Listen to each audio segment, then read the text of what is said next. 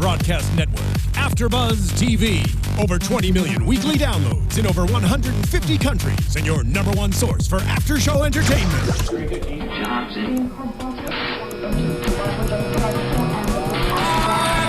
AFTERBUZZ TV, the destination for TV superfans. Producing after shows for over 300 of your favorite TV shows. Interviewing celebrities and showrunners. And bringing you behind-the-scenes exclusives. All thanks to E! Entertainment's Maria Menounos, producer Kevin Undergaro, and internet leader Akamai. Now, let the buzz begin! All right, Elise, as our guest tonight, I would like you to please belt out the first couple lines of the song. In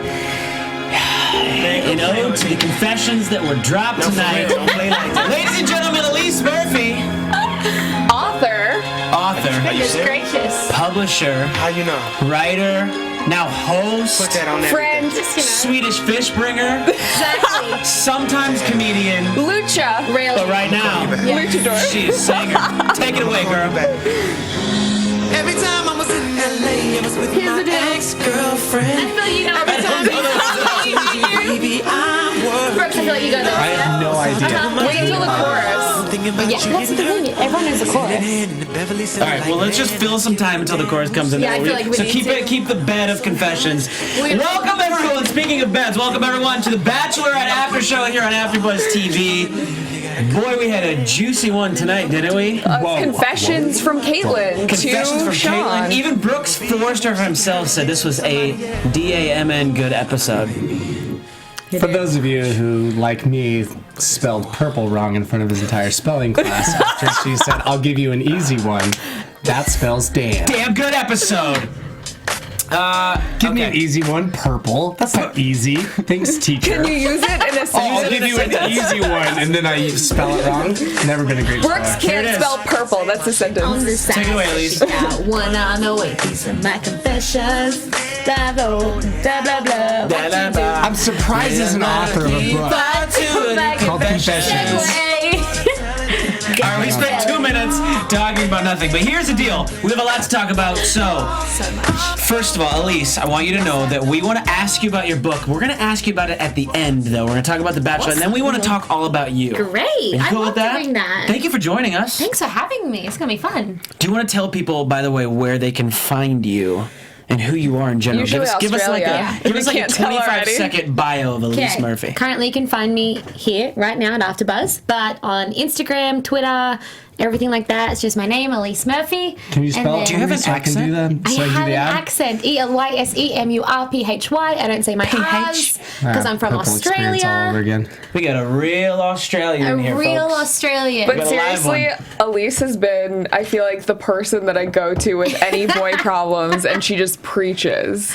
You're At so her. good. She doesn't even want me to. And then she wrote a book for Cathy. If you didn't know Cathy, when she's talking to you on the phone, she's just like, We were just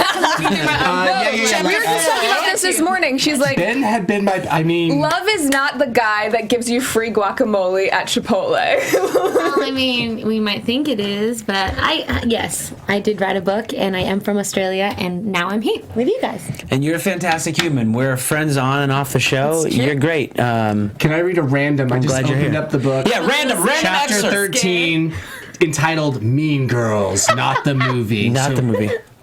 It says that.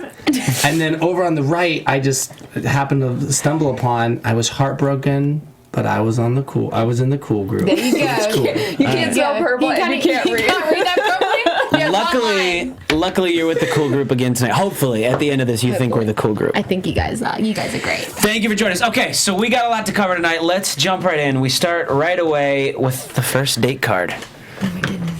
It's still, I mean, Caitlyn even tweeted it tonight. She's like, wait, are we still in Ireland? I feel like, that was it was a weird moment to realize that's still where we are. Is this the third show in Ireland? Well, it's weird because we don't have full shows, so it's like this is like the second full show, but half of 2 episodes ago, all of last episode, and then this one, right? I don't even know how many more episodes we have left. one knows. 3, 2, 4? Which one of you was it that said during this the episode. No, you said something about it. It's like we don't know where we are at. Yeah, I feel like I saw somebody tweet about like the fact that we don't know what episode we're in anymore because you used to have a certain formula to the episodes, and now I just don't know what's love going it. on. Pull your stuff together, ABC. Come on, I don't go like ahead. it. I do. I love it. I love them. Why? Because I just do. I like it. It's That's not a different and it's reason, new. It like keeps me on my toes. It keeps me interested. Everything keeps you on your toes. Spelling, reading. Blueberry muffins keep you on your toes. Do I eat the bottom? Do I eat the And top? How do I apparently eat? gives me muffin tops. I do really like that she's able to take more one-on-one time or like dictate more of the dates, and I don't know, just changing that up. I do miss the rose ceremonies being at the end of the show. Yeah. Yeah. That's the one thing that screws me up. Yeah, you definitely aren't really sure 'cause you have the rose ceremony now halfway through the show, and then they leave it on a cliffhanger, which people are going to tune in the next week, so I get it, but for my organized brain, it's a little I scary. will say, I feel like the rose ceremony has gradually moved towards the end of the show. It that's started true. off like it was at the beginning, and then it was in the middle, and now it's just after the middle. So it's like slowly moved. So maybe they've just like spent this season migrating, and then we'll get back to normal next year. Maybe. I feel like they're going to whole get year. rid of I think this. maybe it'll be like a test. If people really hate it, they're like, all right, we'll go back to I don't think I've Backfield seen format. one positive comment about the Yeah. rose Hello? ceremony being in the middle. I'm sitting right next to you. So, Anyway. So I don't think I've heard one thing. I'm like, come on. I was yelling into your ear.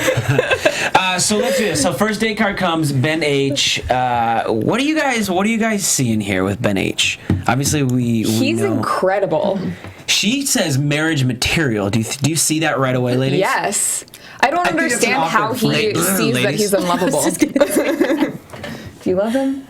Well, I mean, to then be like, oh, are you a virgin? You're marriage material. Like, that seemed a little off to me, that conversation. Although Really? I did enjoy their time together. I thought it was very natural. I loved Yeah. everything about it. But those two parts of I think Ben's really straight up. He's really honest and he's very sweet. And I think he's marriage material because he's the least drama out of everybody there. Sure. And he just is there for her, but he won't, like shy away from bringing up tough topics as well, like he did last week and all that kind of stuff. So I don't know. He's sweet. I really like him. I feel like with most guys on this season, or in any season, with most people, you see something that could maybe be a red flag. As an audience member, as somebody just watching, you see something like, I'm not really sure. Yeah. With Ben H, I don't feel like I've seen anything that I'm like, that I've questioned with him. Have you? Totally. So that's also, I feel like, what they do with the guys that they want to be the next Bachelor. Like, they give them this, So you think this it's edit.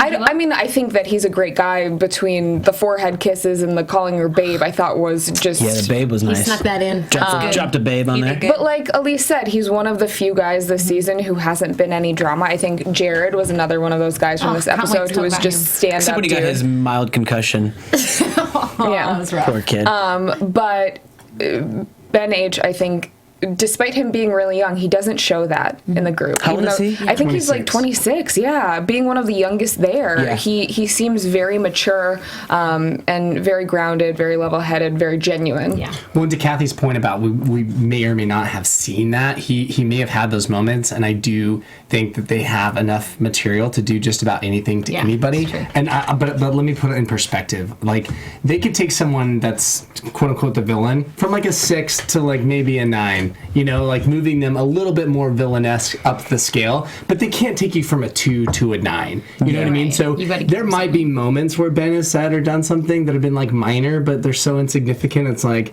okay, we'd move him from a 1 to a 2, but like his role is he's the romantic lead. We want him to be viewed in that way, and I think that's what we're seeing. Yeah, I gotta give a shout out real quick to the chat roll because people are first of all, thank you for chiming in on the chat roll. But people are saying, Ben H for next Bachelor. Yeah. Somebody said Ben Z So for wait, next Bachelor. People just want a Bachelor named Ben. But they don't want. So they don't want Ben H to end up with Kaitlyn. They're like, he's great. So interesting. Keep Yeah, him that's away an from interesting Kaitlyn. So like we're already tuning out to his and her story. Yeah. Well, I just think that there are little things that I pick up on where I'm like, I don't know if he's ready to propose again or if he's ready to get married again. And I think that once you do propose to someone, you kind of need to be in that mindset where you would marry them tomorrow. And there are certain questions where she asks and she's like, hey, do you think I'm wife material? And he's like, He paused. You called that out when you were watching. He does that a couple times, like when he's asked these serious questions, and I don't think that it's a conscious thing. I think it's a subconscious thing that he's doing. He knows that she's a great girl. I just don't think that he is mature enough to be ready for that step yet. Right. So you don't think that he'd be mature enough to be the Bachelor? I'm not saying that. I think that a lot of people. Aha! No. I got her on the fence. You become ready for the right person, and I think that she's just not that one for him. Yeah, I'd agree. I think, I totally agree with you. I think that he totally could be the next Bachelor, and I'd sign up. I mean, I would definitely think about it. So. Brooks and I will sign. You got Brooks. You know somebody. We can maybe. Don't you know somebody in the show? We can maybe like. Oh yeah. I could talk to somebody. What are you? 30% you know, like in? somebody in catering or something like that, right? Craft services. Craft services. Yeah. Someone on the chat roll is asking, Joseph Boza, is Ben H getting a Catherine-like edit? Oh, the dark horse, and then we see a lot of them towards the end. I don't think so. And then you're like, wait, I really like this person. I want to see more of them. They don't win, but I still want to see more of them. Catherine did win, though. Yeah, but I mean, in this case. Second. Yeah, I mean, it could be. She did things. I don't remember that well. Did things come out about her at the end? I'm worried that Shawn might leave. Or like eliminate himself or something. And that's kind of what I was thinking about today, is that the reason why Kaitlyn brought up all of those things during this episode, as opposed to waiting for the overnight date where she could have discussed it off camera, was she wanted to make sure that Shawn was going to stick around. Otherwise, she was going to start investing her time into other relationships. Interesting. I definitely feel like there's been some pullback on the way Kaitlyn looks at him and interacts with him. Yeah, because absolutely. there's been a lot of with conversation Shawn or with around Ben? with Shawn. Okay. Yeah, and I feel like the relationship is going even more in a more natural direction with her and Nick, and we'll talk about that later with Shawn, because there's so many other points where Shawn and her have these interactions, but. You can just see it in the way that she looks at him, the way he looks at her. Agreed. I think it all depends on what Kaitlyn's looking for, because I think at the end of the day, you go on the show to find a husband or all that kind of thing, intentionally. And I think Ben would be the guy that you would look at and be like, he's solid, he is in it for me, he's not interested in the drama, but it's about finding not the best person, but the best person for you. Yeah, and so that's probably what I think. If she was honest with herself, it's all there on paper, but a guy can be all there on paper and it not be there in real life. Well, that's why she's cried most of this episode, is because she had to let go guys that were good on paper. They just weren't good for her. Yeah. And it was obvious to us that she didn't feel it with Jared or Joe. I think there were moments, but it was obvious there's not the connection she has with Shawn and Nick, even to me, is obvious that it exceeds what she has with Ben H.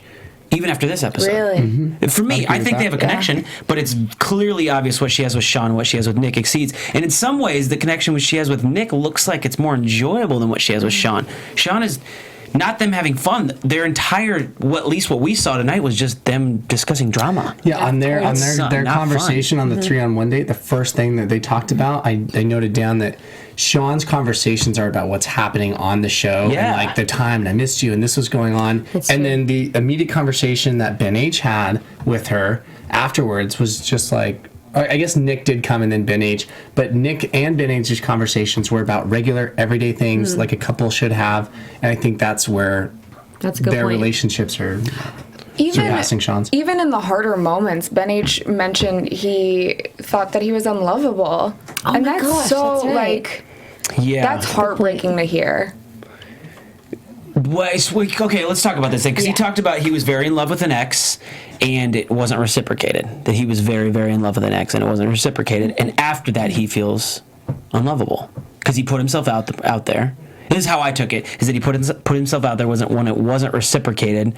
You don't know where to do that. You get A, scared to put yourself back out there. Right. And B, question, is there something wrong with me? Am I unlovable? Yeah. What did I do wrong? I thought I put it all together. I thought I showed vulnerability in it. they didn't give it back. I didn't do anything wrong. I didn't cheat on them. I didn't. That is hurt the them. hardest feeling of like thinking that you're not good enough for someone and wondering what is wrong with you. I just hope if Ben H does become the next Bachelor, that's not the premise for like find out if Ben H is lovable. That's like, their storyline. Like that's what they've built this off of. Like the producers had this conversation, like, so would you say you feel unlovable? And he's like, yeah, I'd say I feel unlovable. And they're like, They cut take that one, exactly. We have got it set up. I think like, he'll be please fine. no, dear God. The most tweets I think I've ever seen about a Bachelorette season or a Bachelor contestants are the two Bens from this season. Everybody loves the two Bens from this season. What if they had a Ben H versus Ben Z and the ladies Like a put Britt their versus rows in Caitlyn? the box for who they wanted to? Which Ben Like is that it? becomes the new format. Would that drive you guys nuts?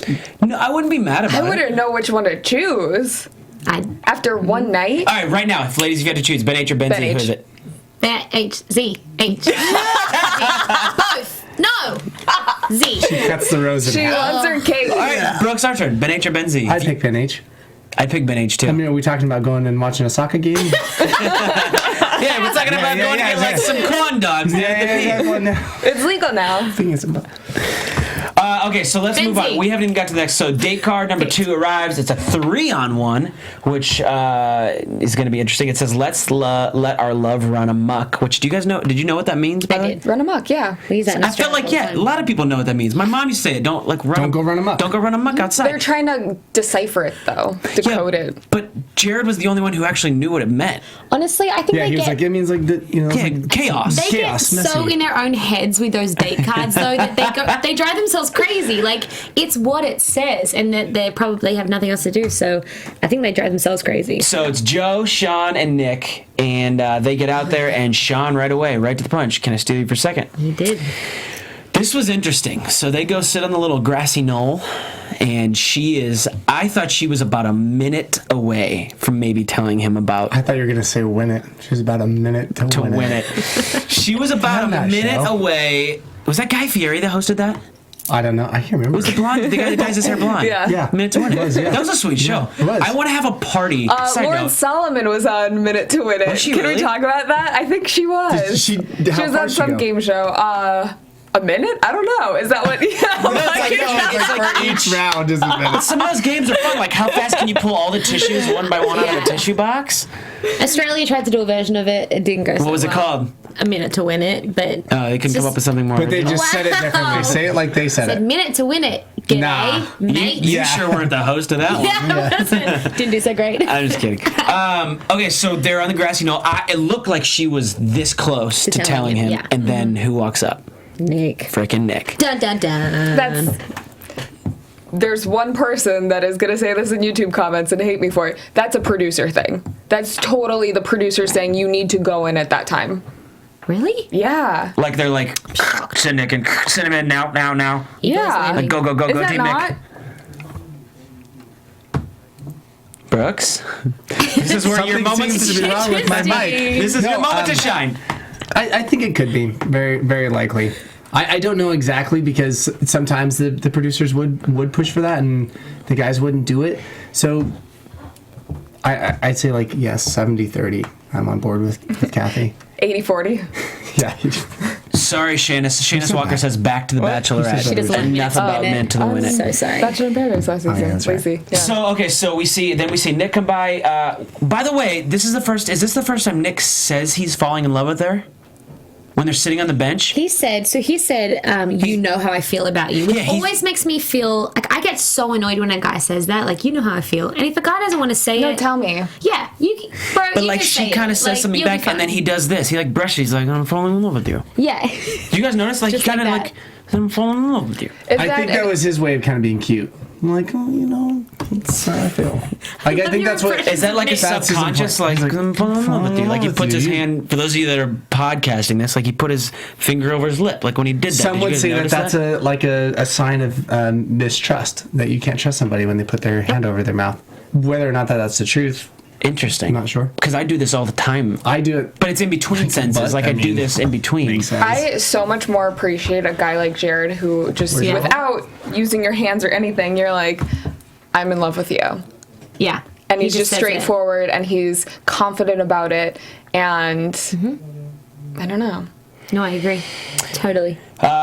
So we talked about this. So we see with Shawn, it's like a little not as easy conversation. It's a little kind of weird, and then Nick shows up, and it's a very easy conversation, and then we get to Joe. No. And it just seemed awkward from the moment they started walking away. Did you guys notice Even before that, when she sat down, he seemed really cold. Mm-hmm. Well, okay, even before that, let's back up. While Nick is with her, Joe calls out Shawn, is like, hey, you have some lip gloss on your mustache. So awkward. So awkward. And he seemed kind of upset about it. I didn't know if he was upset or if he was trying to play it funny, like, I get it, we all kiss her. But Nick even alluded to on their one-on-one, he's like, well, every guy knows that Shawn's the front runner. Yeah, He that's said right. that. So I think that Joe How did knows that that. happen? Other guys know that. How did that dynamic happen where they like, listen, guys, we all know that Shawn's the front runner. Because it was probably every single guy on your season was like, Brooks is the front runner. But how did they know that? We didn't have a conversation about that. You can always I obvious. didn't think that one on my Do you season. not see I that wasn't like, with your I'm the front friends? runner. Like, oh yeah, that relationship makes sense. That one Right. doesn't. Like, it's just You can tell. people know these things. That's true. I'll give you that. Like, do you know that you're the front runner on our panel? You're the best? Well, I did know that actually. You knew that? I've been telling myself in the mirror before. Your daily You can do affirmations. this. I love my Allisons. So let's talk about this time with Joe, and they're on the bench. It never fails. It happens like this. As soon as he reveals, she reveals. As soon as he reveals, It was so awkward. she If ends. Joe, if you're watching this, I'm sure you're not, but if you are, why? Like, okay, look, she Because he can't was- say it back. He knows that, Yeah. right? You haven't even gone to the fantasy. You haven't even met the parents yet. You still got time. Like, still got time, bro. You still got time, man. Don't go out that far Don't go yet. out like that, Don't go in Joe. the deep end. Damn it, Joe. Come on, It's like he Joe. almost went in going to say that he loved her, thinking that she was going to reject him. That's like so I felt weird. like he knew that, and that agree. was like his That was his life desperation? After. Yeah, he was like, I think well, so. maybe if I say this, then she'll know that I'm more serious about that, and she'll keep me around, and maybe something will happen, as opposed to him saying like. I feel like if you actually do love someone, you want them to be happy with whoever they're happy with, not that you just want them to be happy with you. So I think it was, I don't know, like I think at the end of it, he was just trying to save face. Yeah, I thought Not what cry. was so interesting about it was the immediate change in his persona. Yeah, you called this out. What'd you Yeah. notice? So he went from being like he also like chucked in the babe thing as well, which it felt so forced and awkward. But he's like, I love you, babe. And then she did the awkward but necessary, I'm not falling in love with you. And then he goes and like shuts off, which everyone noticed. But then he calls her man. And I was like, you don't Yeah. go from babe, I love you to I'm fine, man. It's cool. It's cool. It's been real fun. No worries, man. Don't just own up and say you're hurt. Like it's okay. I thought that was disappointing that he did that. There are so many guys, I feel like, especially in the South, that they're taught not to cry. They're taught that Yeah, I think it's like, pretty I feel bad. like what was going through his mind might have been, if I cry on this, I'm going to get so much crap from my friends back home. Yeah. I'm never going to live it down. And that's why he shut off. Like, he almost went from having so much emotion to having none. Yeah. He had none, yeah. You know, this might be crazy to say, but if he would have had an exit like Jared's, I could see people saying Joe for Bachelor. And you know what I mean? 100%. But I think Nah. that completely goes the opposite direction. He's got southern Nay. charm. He's a good-looking guy. He dresses well. He has a reputable job. Like, he's a guy that girls, I think, a lot of girls would want. Yep. But I don't think we saw But he enough of his showed- personality before. Like there were moments when he was funny, and there were times when she was like, "I like Joe. He's got a little bit of," but they were just little glimpses. Yeah, but maybe that's because they knew the producers That's my- knew how it my was thing. ending. Edit, yeah. To the edit. Look at Juan Pablo. They barely gave him any screen time. He became Bachelor. I mean, it's Juan Pablo. But Juan Pablo, literally, they gave him as much screen time as he could have. Those were the moments he had. They gave them every showed moment. all they had They're like, and here, some." Juan, we will give you everything that you did. And meanwhile, everyone's like, yeah, probably 5% of what I said was on there. He's like, everything Juan's I like, said. they were adding stuff. I didn't even say that. I said that in Spanish. That wasn't even in English. They dubbed that over. That sleeping. sounds Like, like what? Brooks's voice. Can you do one, Pablo? It's okay. You cannot.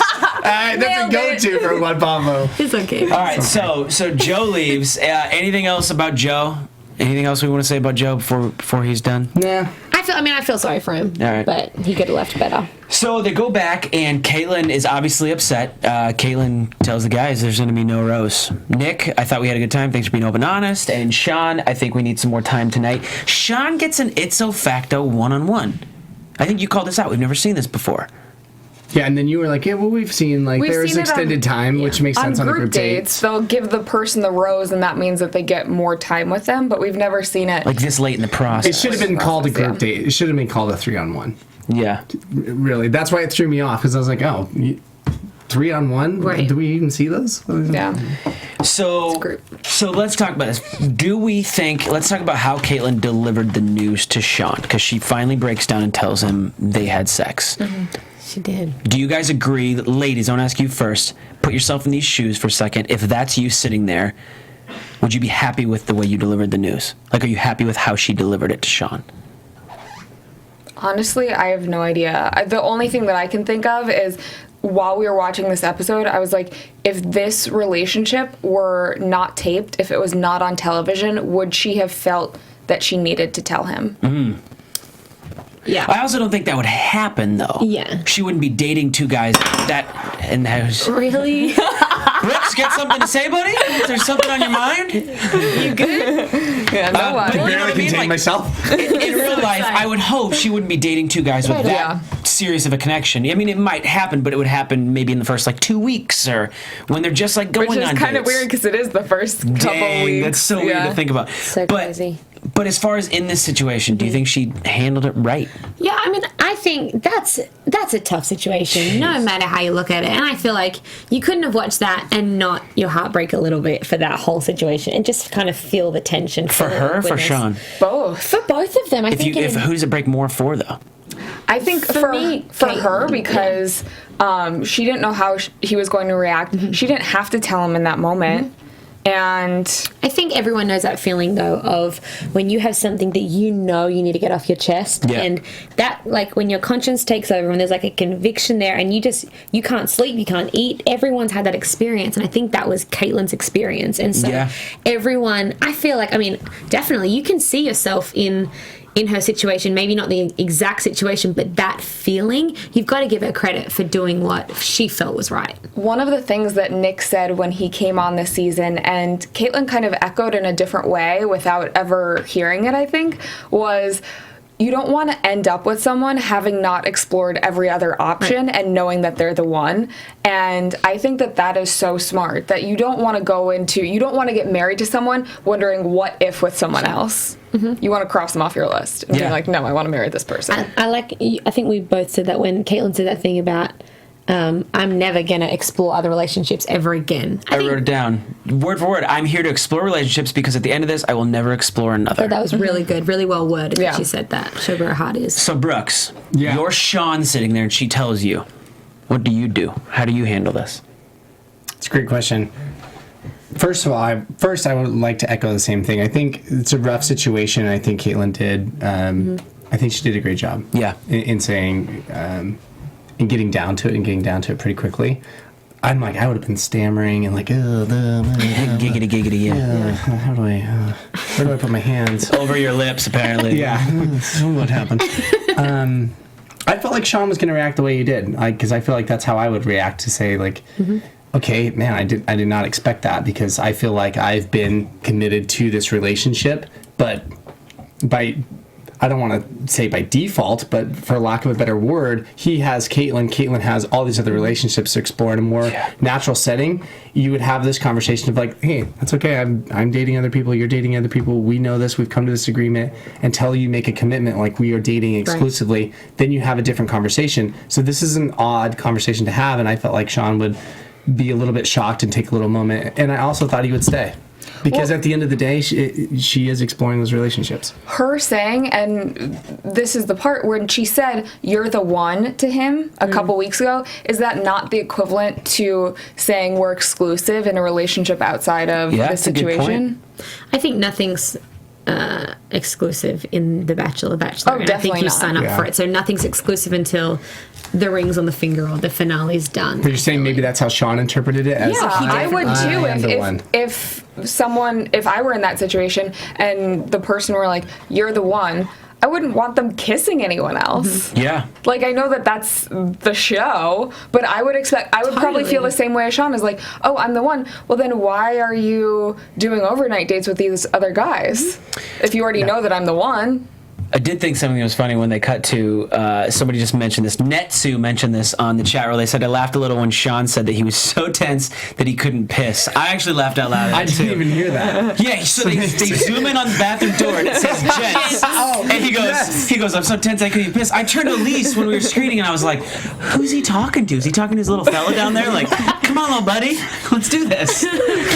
Oh my gosh, that's amazing. Do you think there was a producer in the bathroom with him? Probably. Like making sure he doesn't go ballistic on like the mirror or something? I mean, he could have said that when he got out to the cameraman or someone else and they just cut it in. Yeah, you're probably right. I mean, I appreciated the editing there. So. The editing was great. Thank you for those little moments. We appreciate that. There is a comment that I'd like to, or a topic I'd like to touch on, because Shawn has a conversation with Kaitlyn there on the couch when she reveals that she's had sex with Nick. Yeah. What I don't like what I'm seeing is a pattern with Shawn and Kaitlyn is typically. So this is the second time we've seen this conversation where Shawn has felt, understandably like he needed a little bit more reassurance. We've seen a lot of that, right? And she's now coming back like, listen, I don't want to have to reassure you all the time, and I shouldn't have reassured you that early.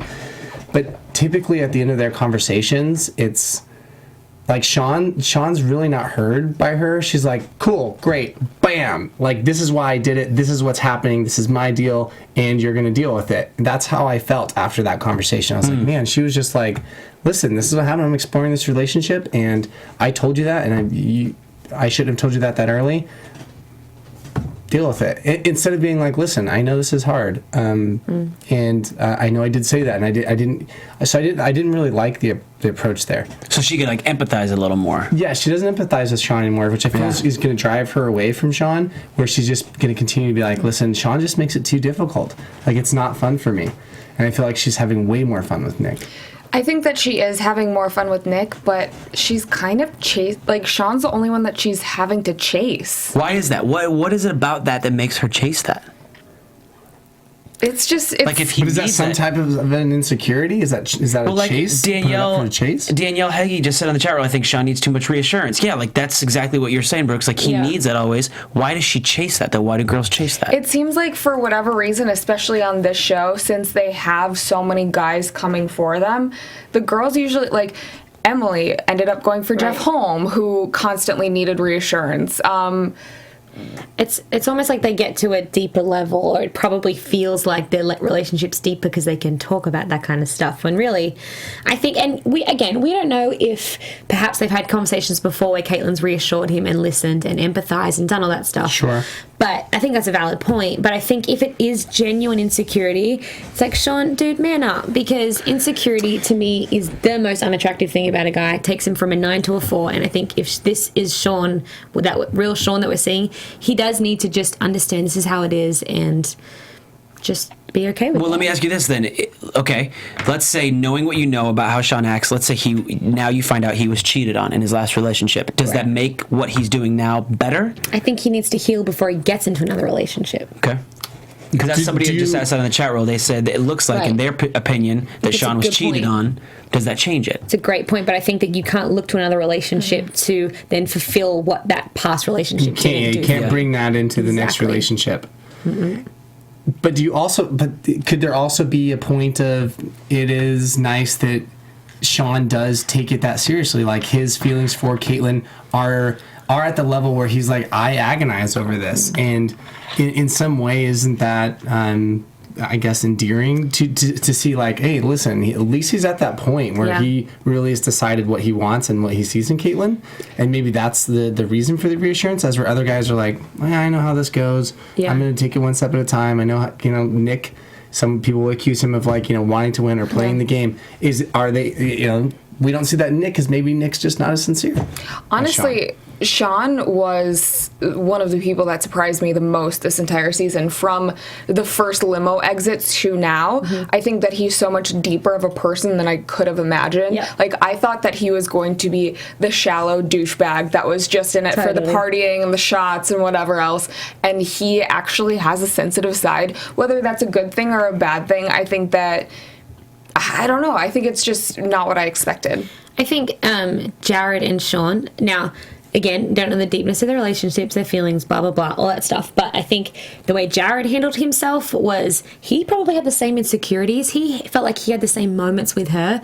And yet the way he handled himself was that when it was them in a room, or Ben H as well, Ben H, whatever, when they're in a room together, it's just about them. And he doesn't feel the need to have that reassurance and to have, are we still good? Because they understand this is what it is. And so the time I get with her, I'm not going to spend asking for reassurance. I'm going to spend getting to know her. So I think there is a difference there. Jared cared about her so much. Like, even when she was breaking up with him, he was giving her his jacket. Okay, let's talk about this because, okay, so fast forward. We have the rose ceremony. Shawn, Ben, and Nick. Jared goes home. We'll talk about Shawn taking her away in just a second. Talking about Jared right now? But yeah, so Jared goes home.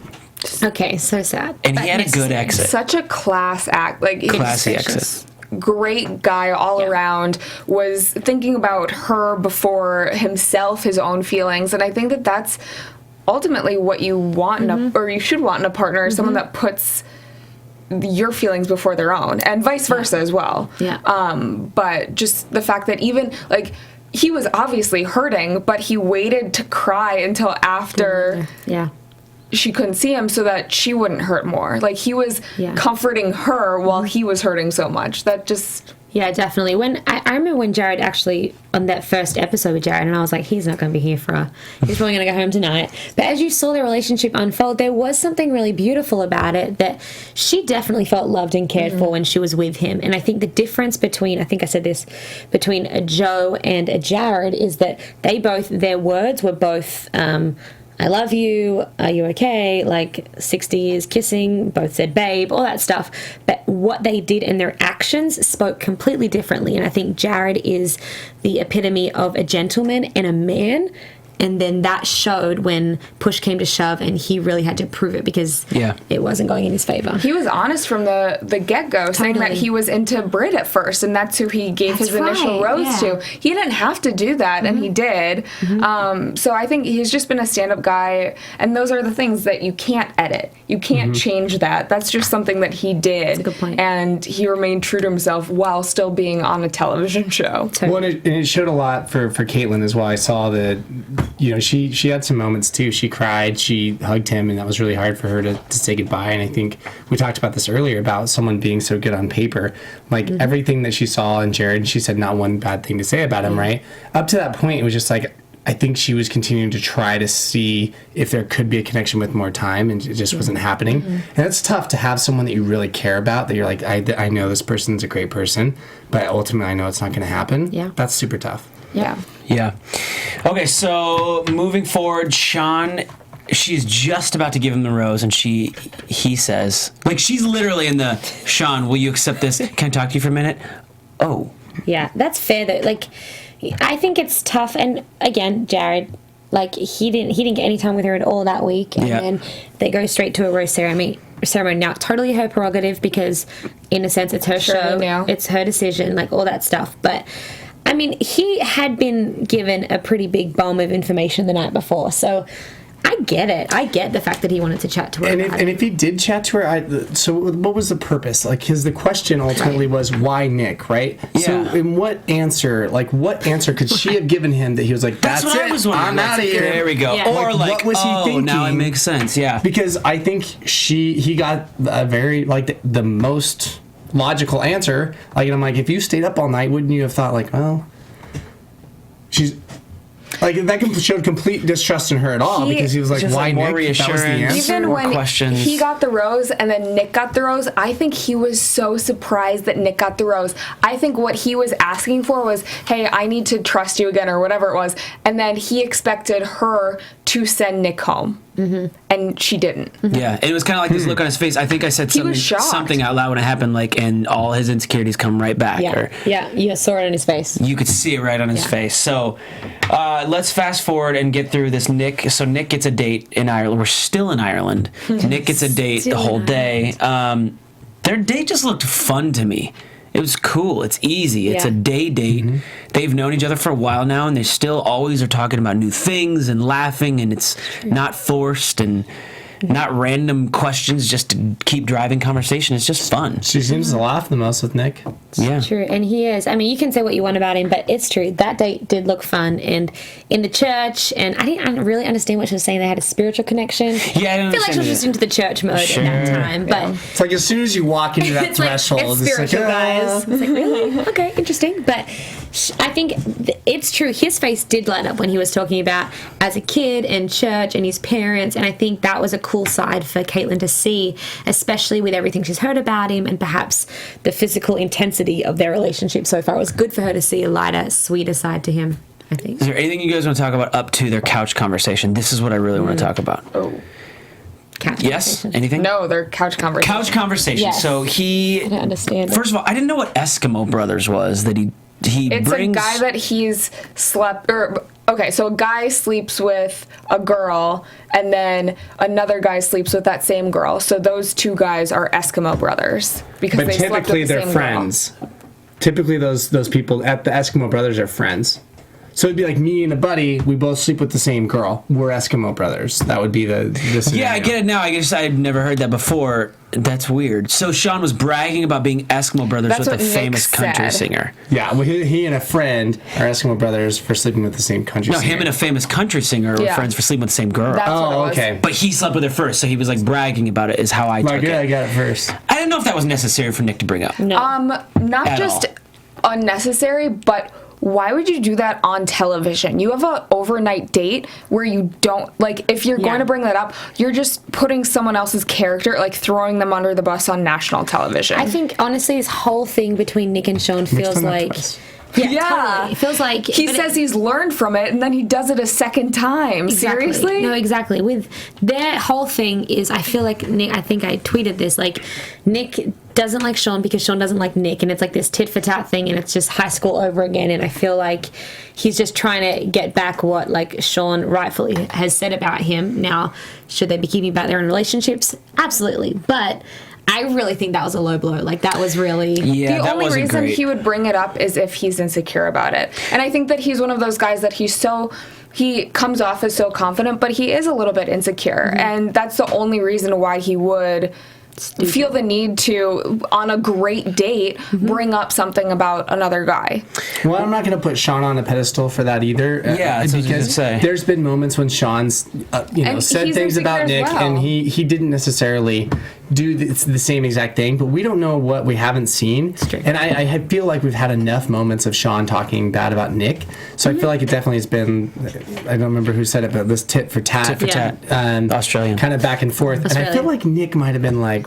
He's learned at this point, like, I bet you, like, he's playing on the side of, like, I bet you Shawn has said something to her. I'm going to even the playing field. Like, that crossed my mind. I don't know, but I'm like... The way he said it, he was like, well, like, he was alluding to it so that she would have to ask, so that he wasn't the one just outright saying, oh, well, I heard Shawn. If that actually did happen, it's not a smile on your face, like being so excited to tell her, oh, guess who is Eskimo Brothers, and bragging about it. No, it's, hey, so, like, this guy, I just really want to protect you and make sure that you're okay because there's a guy in the house who is bragging about bad things, and I don't want you to end up with someone like that. Yeah, and see, here's where, like, I feel like both Nick and Shawn, I get a little frustrated. It's like even the fact that Shawn just still says the other guy instead of calling him Nick. To me, that's immature. Stop doing that. Yeah. Stop. Like, grow, like, man up and don't do that anymore. I feel like Nick, you don't need to stoop to that level. Like, Shawn's obviously, like, keeps coming at Kaitlyn. Like, you guys both are doing things that aren't helping. They're immature. Meanwhile, Ben H is sitting there not talking about anybody. He's 26 years old. Being a nice guy. So Jared, same thing. yeah, so it's very interesting, but, like, Kaitlyn, I think, has this little bit side of her that likes the bad boy. Oh yeah, and maybe a little bit of drama, because the other thing is that you have responsibility. If you're hearing these things, you can take it or you can leave it. And I think sometimes there's perhaps a couple of follow-up questions that just don't need to be asked. And I mean, I think you don't have to delve into those discussions as much. Well, I know we still want to talk to you, and we got a couple more things to talk about here. Anything else you guys want to say about this Nick, Shawn, the whole then Shawn confronts Nick? Yes, the Shawn confronts Nick thing. Yeah, drop it. Brooks, tell us how you felt. A little confused at that. I was a little confused by that. Because I was like, there's two options here. He either really felt compelled to have to confront Nick about this, and even if that were the case, I'm like, okay, if I could sit down and talk to Shawn, like, Shawn, that's not going to accomplish anything. So why do you need to do that? Like, yes, okay, move on with your life. Like, you're confronting him isn't going to make you now more stable with your feelings with Kaitlyn. Like, move on. Or number two, the producers were like, listen, don't you feel like you should do this, blah, blah, blah. Which you think that's what it was? I think it was more the producers, because that led me to believe Shawn is swayed by the producers, and they are, he's in his head so much that they can get in and kind of influence him to do some things. I think later he's like, I probably shouldn't have done that. And I think some of the insecurities we may be seeing from Shawn are being pushed by the producers. I did see Nick bring up one good point. He was like, you haven't taken time to get to know me. To Nick's, to be fair, Shawn hasn't. Yeah. And all the other guys, Nick had said at one point, like, dropped their walls and were like, hey, they actually came and had a conversation, got to know me. And it seemed like most of the guys came around to being, like, at least okay. Yeah. They don't have to be best friends. It was interesting because I think both of them see each other as a threat. Yeah. And that's why they didn't want to become close friends, because why would you want to become close friends with the guy that's going to potentially marry the girl that you're in love with? Yeah.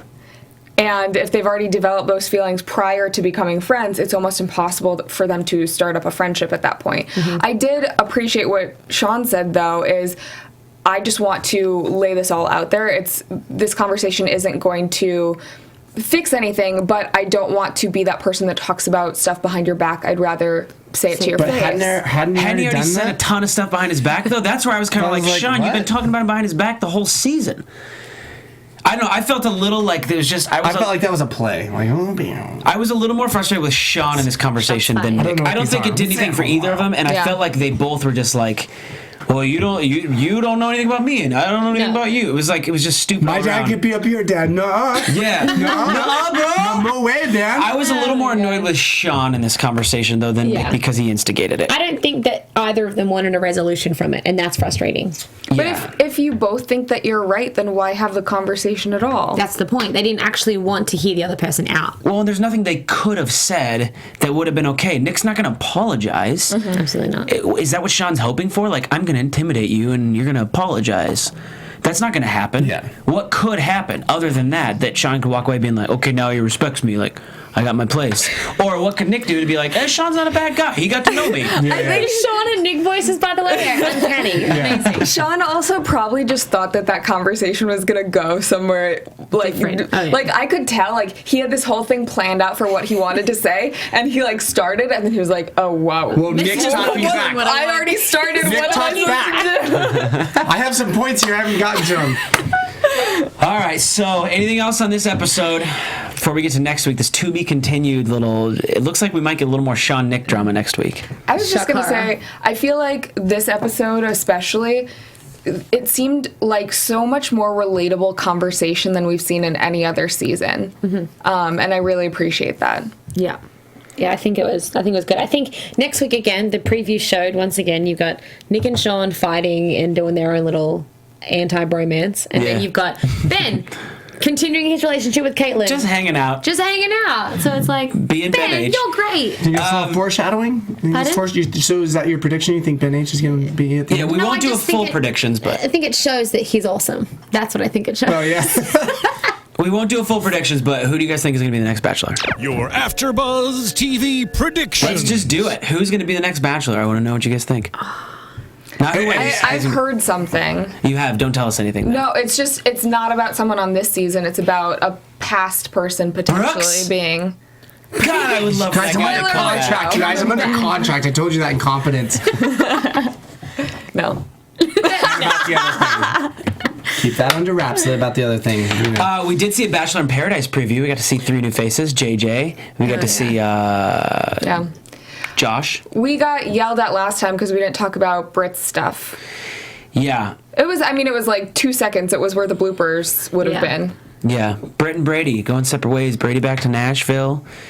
Britt still in LA. So they're doing the long distance thing. So they're still together and they're doing calling each other thing. They're going to see each other. FaceTime, Skype. I feel like it's a precursor to like. Some people love long distance. Some people hate it, and I think it's I hate it. It's like I like 99. it. Hey, what? I hate Why do it. you like it? You see Can't how do high it. my voice was? That's like when someone hasn't seen a movie. I You're think like, right now I like it because you can get 'Cause your you're not in stuff it. done, and then the relationships that I was in college, like when they were long distance, I think they were at their best because you get to get your work done, and then when you do get to spend time with that full-time. person, you just get to focus on them. I can't do it. yeah, I guess it's make still, it I work. mean, I guess that's more the reality, right? Like when you live in separate places, well, someone's got to move. Someone's got to compromise. Yeah, that's a really tough. I've tried it. Go Britt. Tough. Can you do long distance? No.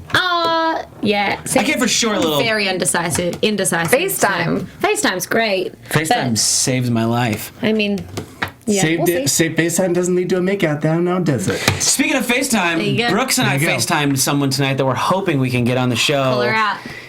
Let's just call her out. Yeah, you're good. Miss Sarah Heron. There it is. You have been asked for by the people, and you said you're coming on, so we're going to hold you to that. Now the national audience knows. By the way, we FaceTimed her while she was watching the show. This is how she answered the phone. Oh, yeah.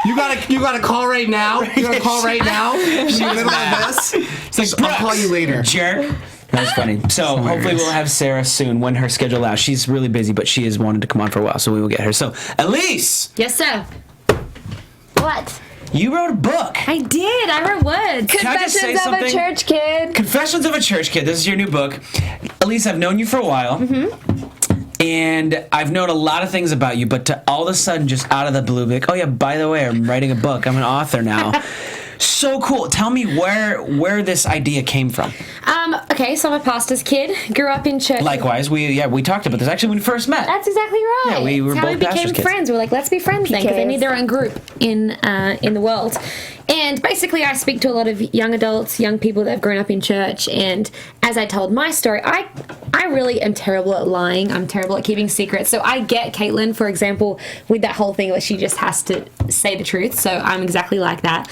And so as I was telling my story, like good, bad, ugly stuff that happened growing up in church, so many people would come up and be like, that's my story too. And so I think there's something that happens when you're honest, and it unlocks honesty in other people. So I wrote a book about it. Because it's so much more relatable being like, hey, these are some things that I probably shouldn't have done, Yep. but I did, and I want to share it and how I overcame that, as Totally. opposed to, no, I did everything in life perfect, and you guys didn't, so Well, and as sucks for you. PKs, I think that PKs oftentimes get the misnomer of being like the worst kids. But PKs mean pastors' kids. Yes. For those of you that don't know, and Bishop's kids in the Mormon world. There you go. In the Bishop's Mormon kids, world. ministers' kids, well, pastors' and kids. PKs get the misnomer of like the worst kids in church, but it's not really a misnomer because it is tough. I mean, And it sometimes we are. is definitely. There's more pressure, I'm sure. There's It's like, yeah. there's more pressure, and I think as well, part of it is that there is this thought or myth or whatever it is that if you're a PK, if you're even a church kid that grows up in church, you can't really tell what's going on because you have to have your Sunday face on, which is Sunday smile. Yeah, I'm great. How are you? And it's like, well, no one's really that great all the time. And so if we could just take the mask down and say, actually, my week's been pretty terrible, and I'd like to talk to you about it. So did you go through that process while going to church? Did you start being that person, and that's why this came about? Like, I've noticed such a difference when I let down my everything's great face. Yeah, totally. And I think that came in the latter years of growing up in church. I think there was definitely a time where I had that face on for a very long time and had these two different lives going on because I thought that's what you had to do. And then one day I was like, that doesn't seem right. And Yep. Yeah. took the mask down. I think that's where a lot of that like phrase "keeping up with the Joneses" comes from. You know, like Totally. you're like, well, I mean, those guys are doing so great, and you're like, man, we're all kind of just Yeah. barely, you know, Right. It's we're all just going through a different journey. You're comparing yourself to... Exactly. A lot of comparison, Instagram filters, everything's Yeah. great all the time. When people That's used great. to ask me what it was like, tell me if you feel like this is the same way. I would describe it as growing up in a glass box with spotlights on it. Yeah. Like everything you do is seen. There's no hidden areas. You can try to pretend, but everybody knows your business. Definitely. Oh, definitely. And I think that sometimes you just have to be really honest. And I think there definitely is that spotlight on you, but also I feel like a church kid, pastor's kid, or whatever kid's job to ask for help as well and be like, hey, I'm not doing good. And then it's our response when people do that to meet it with grace and to meet it with, hey, let's talk about it. So, Elise, who would enjoy this book? You would enjoy it. Everybody. It's really the age range for it is church. But when can people see that? Airing in a couple weeks on Juice TV on July 17th, Friday at I think 6 p.m. Eastern. No, 5 p.m. Eastern, 8 p.m. Pacific. For those of you that follow Cathy, you'll tweet it out when the interview's out, so you guys can watch. She did a little more in-depth interview. But Elise, thank you so much for coming on. Where can people find your book? Amazon.com at the moment. It's releases September 1st, so pre-sales on. So this is an illegal copy? It's illegal right now. Nice. I love illegal stuff. I'm a PK. This is made out to Cathy, but can I have it? No. It's my special you guys can talk about that little one. September 1st. And in the meantime, Elise, thank you so much for coming on. Where can people connect with you on social media? Instagram, Twitter, Elise Murphy, and then Snapchat. I sometimes use it, Elise M. Murphy. But yeah, anyway, really. Where can people find you guys? Find me on Instagram at Brooks A. Forrester. I throw out a different one every time. And then that confuses me because I think you're going to do multiple. You can find me on Twitter at Catherine Kelley and on Instagram at Cathy Kelley and doing Hot Off the Press with my cool guests. Hey, I want to give a shout out to Jesse in the booth who is new here at AfterBuzz and engineered our show and killed it tonight. So thank you so much. For Brooks and Cathy and Elise, I'm Danny Hoyt. You can find me on Instagram and Twitter at Danny Hoyt. Thank you so much for hanging out with us. We'll see you next week. Bye. Goodbye now. Goodbye. Goodbye.